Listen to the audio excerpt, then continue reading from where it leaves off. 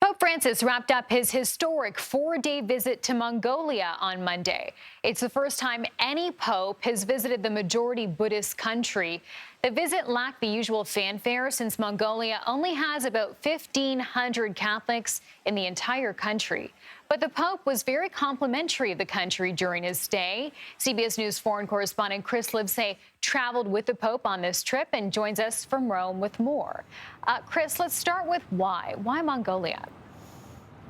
Hey, Chanel. Well, that's a very good question. You know, it is a beautiful country, I have to say, but the Pope wasn't going to be a tourist. As you mentioned, there are only about 1,500 Catholics in the whole country, and it is the most sparsely populated country in the entire world, where livestock outnumber people by about 20 to 1, and there's only about 5 people per square mile, and that goes all the way down to 1 person every square mile as soon as you exit the capital. So it's a very good question. Pope Francis has always been interested in pursuing what he calls the periphery, so whether that's somebody who's on the cultural or the social periphery, or in this case, the geographical periphery. So this is a small Catholic community. It was his way of showing just how much they mean to him. But it also has a lot to do with Mongolia's neighbors. It's a country in North Central Asia, sandwiched right between two very important geopolitical countries,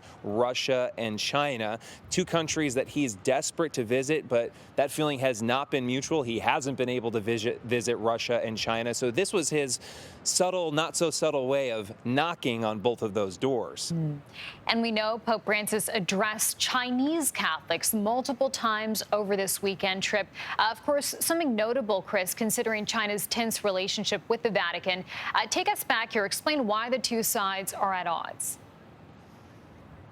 Right. So there's a split Catholic Church in China, one of which is approved, albeit monitored by Beijing, by the government in China. The other is loyal to Pope Francis, but it has to operate underground. China is very suspicious of the Vatican.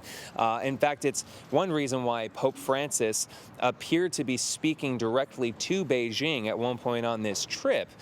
He was speaking to Catholics in Mongolia, but he said that governments have nothing to fear of the Catholic Church because they don't have a political agenda. And then on another occasion, he specifically addressed Catholics in China and told them to, quote, be good citizens. So that could be interpreted as, you know, the shepherd of his flock telling these sheep, to behave. In other words, don't do anything that might be seen as disruptive or suggesting that you're more loyal to me, the Pope, than you are to the Catholic Church.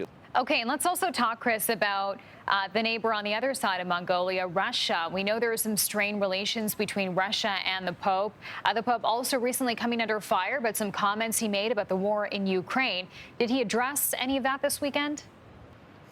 Yeah, so also on the return flight when he was giving this press conference, which I need to emphasize, it's extremely rare that Pope Francis gives press conferences. It's only on these flights that we get to ask him questions directly. And so earlier this summer, he was addressing Russian youths, and he told them to be proud of their heritage. These were Russian Catholics, to be clear, but he brought up the great Russian Empire. He talked about Mother Russia. He talked about great figures in Russian history like Catherine the Great and Peter the Great.